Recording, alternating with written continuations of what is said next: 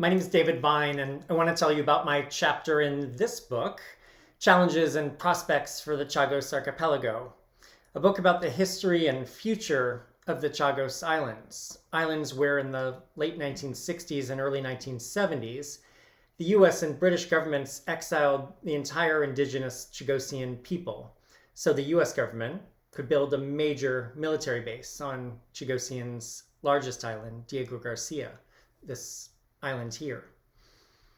My chapter is called The Power Behind the Throne because people frequently, strangely, overlook the role of the US government in this crime, in exiling the Chagossians.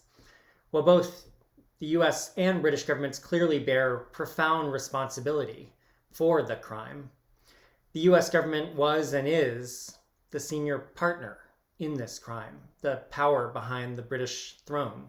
It was US government officials, after all, who dreamed up the idea of building a base on Diego Garcia.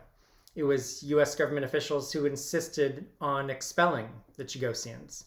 It was the US government who paid for the deportations. It was US officials who ordered the final deportations from Diego Garcia.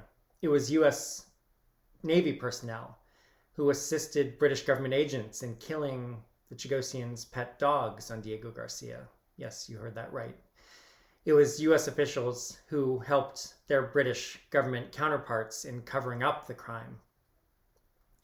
In short, while almost all the attention has focused on the role of the British government, the US government outsourced the violence of deportation to the British government.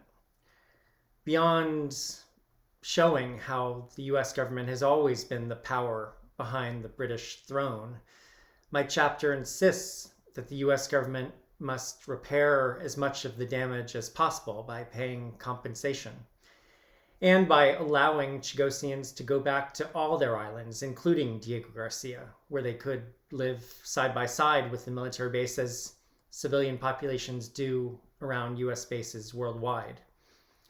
Ultimately, Chagossians have a very simple demand to the power behind the throne, the US government. Let us return.